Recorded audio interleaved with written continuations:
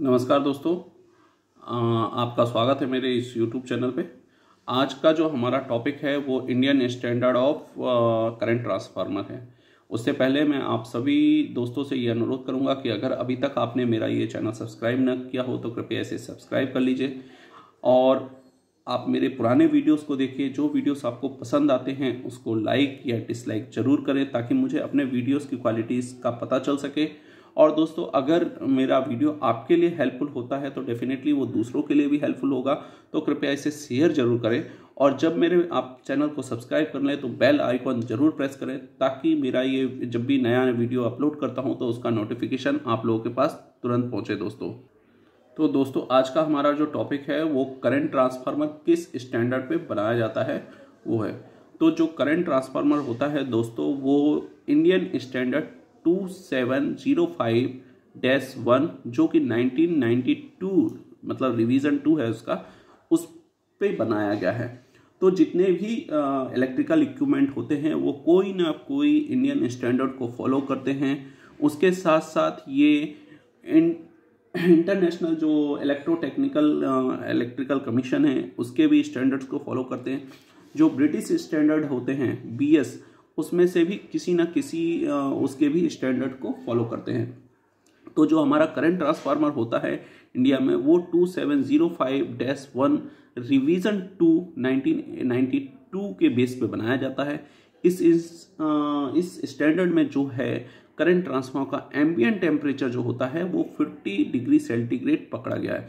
Means उसका ambient temperature मतलब आपका देखते हैं कि अपने यहाँ हर स्टेट का टेम्परेचर अलग अलग होता है। उन सबको देखते हुए दोस्तों, क्योंकि दोस्तों आप जानते हैं कि हमारे यहाँ सराउंडिंग जितना भी है ऑल ओवर इंडिया का अगर मैं देखूँ तो हर जगह जगह का टेम्परेचर वेरी होता है।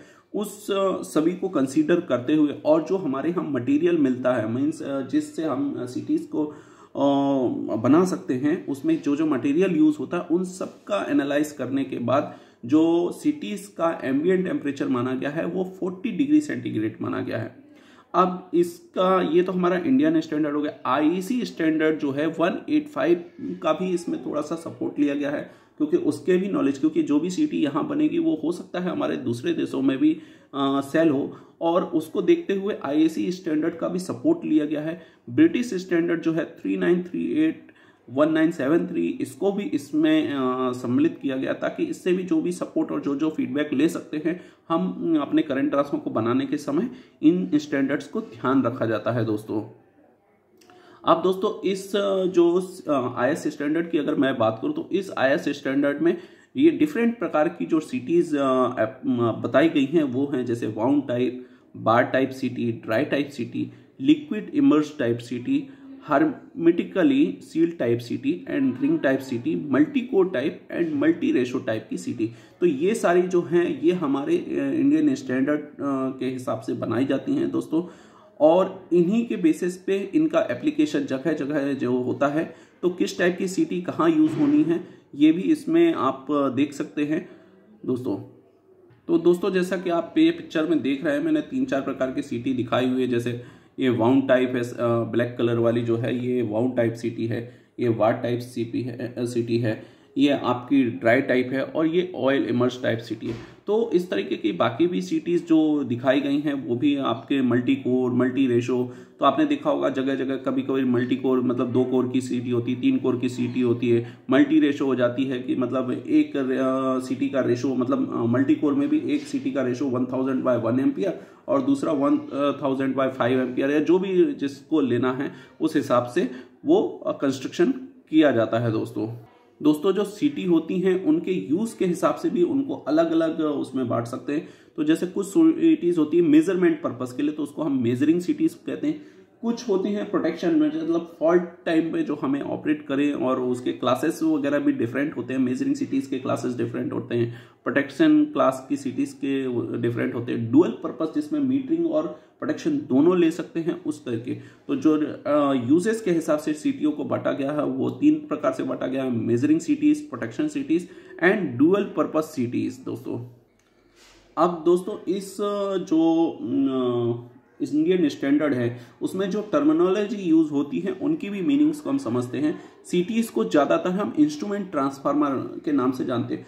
तो इंस्ट्रूमेंट ट्रांसफार्मर क्या होते हैं? ऐसे ट्रांसफार्मर जो कि ऐसे इक्विपमेंट या मेजरिंग इक्विपमेंट, मीटर्स, रिलेस और अलग प्रकार के जो जिससे हम मेजर कर सकते हैं उस तरीके के जो ट्रांसफार्मर को यूज किया जाता है उसको हम इंस्ट्रूमेंट ट्रांसफार्मर कहते हैं। क्योंकि आप जानते हैं कि जैसे मैं बोलता हूँ 400 किलो एम्पियर का हमारा करंट या 400 एम्पियर का कहीं करंट जा रहा है, हम डायरेक्टली उसको मेजर नहीं कर सकते किसी भी मल्टीमीटर से, तो उसको हम रिड्यूस करते हैं। रिड्यूस करने वाले इस इक्विपमेंट को हम इंस्ट्रूमेंट ट्रांसफार्मर कहते हैं, मतलब जिसको हम सीटी ने नाम दिया, सीटी और पीटी। तो ये दो जो होते हैं ये इंस्ट्रूमेंट ट्रांसफार्मर कहलाते हैं दोस्तों। अब करंट ट्रांसफार्मर, इस स्टैंडर्ड में जो है करंट ट्रांसफार्मर किसको कहते हैं दोस्तों? तो करंट ट्रांसफार्मर एक इंस्ट्रूमेंट ट्रांसफार्मर है जिसका सेकेंडरी जो है नॉर्मल कंडीशन के प्रोपोर्शनल में हमको, मतलब प्राइमरी करंट के प्रोपोर्शनल में हमको सेकेंडरी में देता है। तो जो रेशो हम बात करते हैं रेशो की, वो हमारी प्राइमरी करंट के प्रोपोर्शनल में सेकेंडरी में हमको मिलती है दोस्तों। तो हम इसको टर्मिनोलॉजी में करंट ट्रांसफार्मर या सीटी कहते हैं दोस्तों। अब इस स्टैंडर्ड में दोस्तों प्राइमरी वाइंडिंग, तो प्राइमरी वाइंडिंग क्या होती है? जहां से करंट फ्लो हो रही है, मतलब एक्चुअल जो करंट का मेजरमेंट करना है या वोल्टेज का मेजरमेंट करना है तो वो प्राइमरी वाइंडिंग में जाएगी। सेकेंडरी वाइंडिंग क्या होगी दोस्तों? जिससे हमें इसको मेजर करना है, या the winding which supply the current circuit of measuring instrument, मतलब मेजरिंग इंस्ट्रूमेंट में, मीटर्स में, रिले में या उसके जैसे कोई भी इक्विपमेंट्स में हम जहां पे मेजर कर सकते हैं दोस्तों, उसको हम सेकेंडरी वाइंडिंग कहते हैं। क्योंकि प्राइमरी में करंट जा रहा है, हम वहां पे जाके मल्टीमीटर नहीं लगाते, हम लगाते कहां पे? सेकेंडरी टर्मिनल पे, कि वहां पे क्या आ रहा है करंट, या सेकेंडरी टर्मिनल से हमारा रिले या मीटर्स जो भी करंट होता है तो वहां से फिर हमें करंट की रीडिंग या हमारे रिले को इनपुट वगैरह मिलता है, तो वो सेकेंडरी वाइंडिंग कहलाई। और प्राइमरी जिसमें से ये फ्लो हो रहा है और जिसके रिस्पेक्ट में हमें ये लेना है, तो मेन करंट जो फ्लो होगा वो प्राइमरी वाइंडिंग में फ्लो होगा। जो हम मेजरमेंट और ये करेंगे वो सेकेंडरी वाइंडिंग होगी दोस्तों। अब दोस्तों इस स्टैंडर्ड में एक ट्रांसफॉर्मेशन रेशो का वर्ड का यूज किया गया है। तो ट्रांसफॉर्मेशन रेशो क्या होता है? ट्रांसफॉर्मेशन इज इक्वल टू, अगर आप देख रहे हैं फॉर्मूला जो नीचे दिखाया हुआ है, is equal to rated primary current divided by rated secondary current.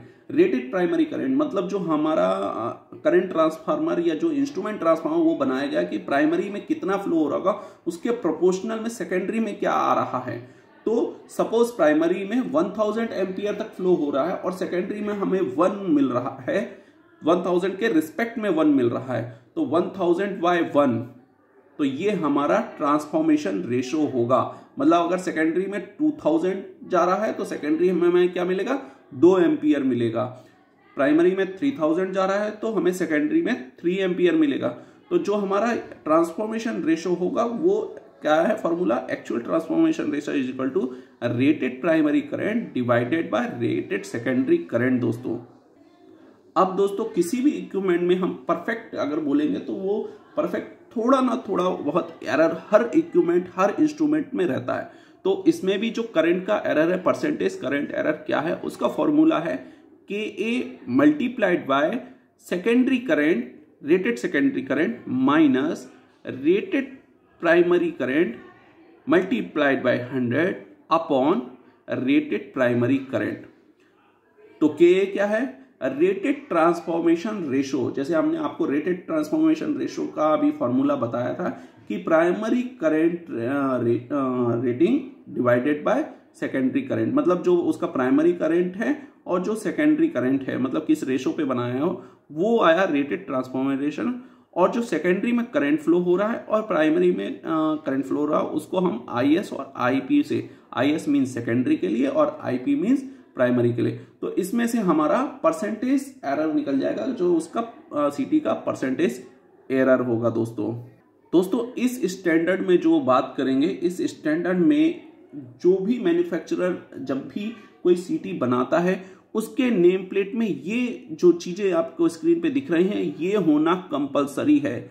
मतलब उसमें मैन्युफैक्चरर का नाम होना चाहिए, किस देश में बनाया गया वो होना चाहिए, किस साल में बनाया गया वो होना चाहिए, एक सीरियल नंबर उस पर्टिकुलर इक्विपमेंट के लिए डिफाइन होता है वो होना चाहिए, किस टाइप की सीटी है। जैसे आपने देखा कि डिफरेंट टाइप ऑफ सीटी बनती हैं, बार टाइप, वाउंड टाइप, आपकी dry type, oil immerse type, multi core type, तो वो उसमें मेंशन होना चाहिए।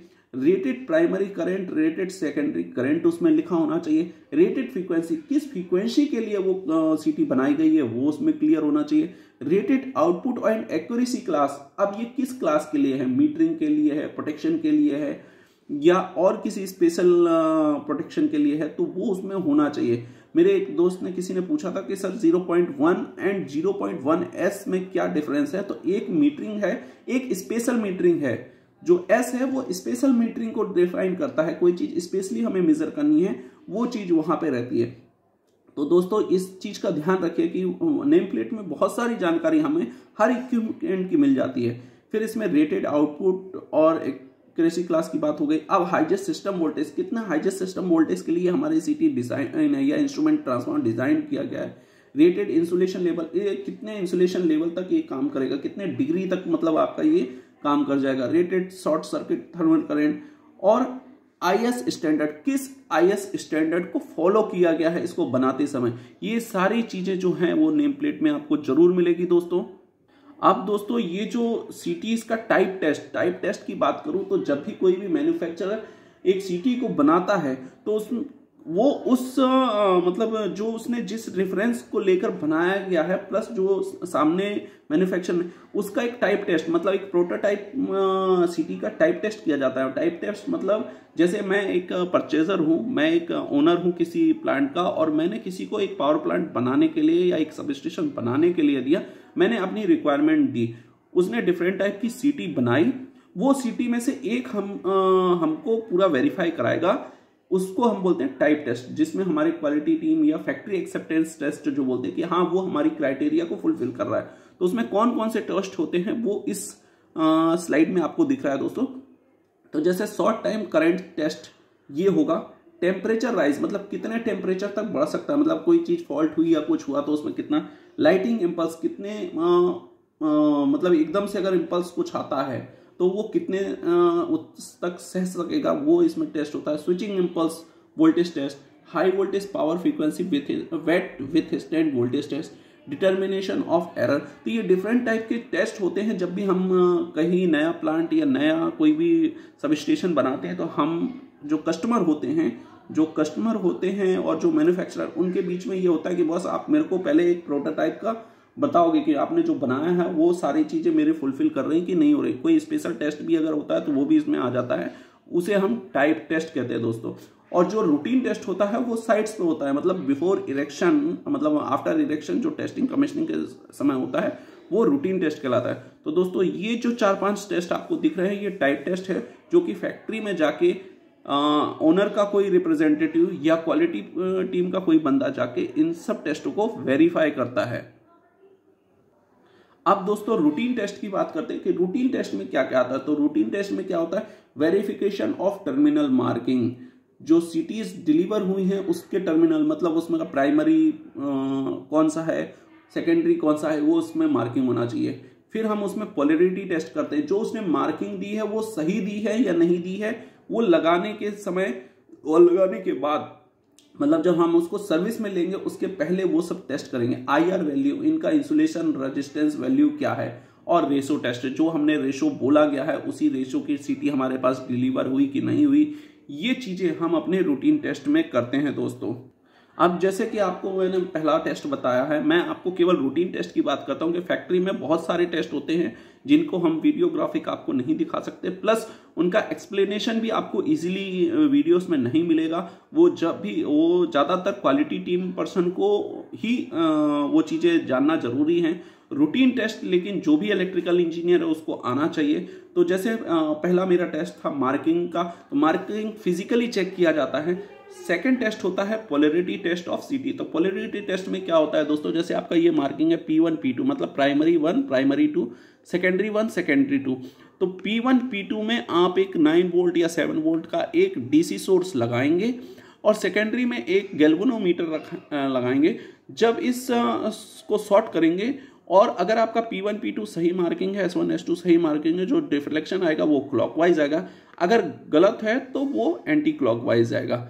तो ये जो गैल्वेनोमीटर है इसमें आप डिफ्लेक्शन, थोड़ा सा ही डिफ्लेक्शन आता है, बट उसको ध्यान से देखने से आपको पता चल जाएगा कि हमारी जो सीटी की पोलैरिटी मार्किंग हुई है वो सही हुई है या नहीं हुई है दोस्तों। दूसरा दोस्तों, रेशो टेस्ट की अगर मैं बात करूं तो ये हमारा जो है ये P1 होता है, P1 P2। इसमें हम P1 P2 में हम करंट फ्लो करेंगे और जो सेकेंडरी टर्मिनल्स होते हैं S1 S2 उसमें हम मेजरमेंट करेंगे। तो अगर इस सिटी में मैं बात करूं तो यहाँ से एक कंडक्टर या हमारा बस बार इसके अंदर से जाएगा और जो सेकेंडरी टर्मिनल है वो हमारे एनर्जी मीटर्स या हमारे रिलेस में लगे रहते हैं। तो हम इससे हमें जो करंट, जो ये कंडक्टर है ये जो हो रहा है, इसमें हम करंट इंजेक्ट करते हैं। करंट इंजेक्ट करने के बाद हम इसमें उसके रेशो में जितने, जैसे सपोज ये 500/1 का है, तो अगर हमने 100 दिया है, 100 एम्पियर दिया है, तो हमारे उसमें कितना होगा, 0.2 एम्पियर फ्लो होगा दोस्तों। तो रेशो के हिसाब से अगर हम उसमें और बढ़ाएंगे तो वहां पे रेशो हमारा चेंज होगा और उसके प्रोपोर्शनल में हमारे सेकेंडरी में मिल रहा है नहीं मिल रहा, वो हम चेक करेंगे। जो एरर रहता है, परसेंटेज एरर की बात करते हैं, उतना एरर हमारे एक्सेप्टेंस लिमिट में अगर आ रहा है तो हम उस सिटी को सर्विस में ले सकते हैं दोस्तों। अब दोस्तों अगर मैं IR वैल्यू की बात करूं तो IR में हम क्या करते हैं, प्राइमरी टू अर्थ, ये प्राइमरी P1 P2 जो होता है, अगर इनका देखेंगे तो ये तो शॉर्ट आएगा क्योंकि कॉमन वाइंडिंग है। तो P से अर्थ के बीच में, अर्थिंग जो भी वहां पे है उसके बीच में, तो जो रेजिस्टेंस वैल्यू आई वो लिख लेंगे। सेकेंडरी टर्मिनल, जैसे यहाँ पे सेकेंडरी टर्मिनल है तो S1 या S2 किसी से भी आप लेके सेकेंडरी टू अर्थ देख सकते हैं, और प्राइमरी टू सेकेंडरी इन दोनों के बीच में भी IR वैल्यू देख लेंगे कि ये कहीं आपस में शॉर्ट तो नहीं है। तो ये सारी चीजें देख के एंड देन हम इसका IR टेस्ट भी कर लेते हैं दोस्तों। IR आपको पता है मेगर से किया जाता है, इंसुलेशन टेस्टर जिसको बोलते हैं, मेगर बोलते हैं। तो ये चीज आप ध्यान रखेंगे दोस्तों। तो दोस्तों अगर आपको मेरा ये वीडियो पसंद आया हो तो कृपया इसे लाइक करिएगा, सब्सक्राइब करिएगा मेरे चैनल को, और जितने ज्यादा से ज्यादा दोस्तों को आप शेयर कर सकते हैं उसके लिए मैं आपको धन्यवाद देता हूं। Thank you, bye bye.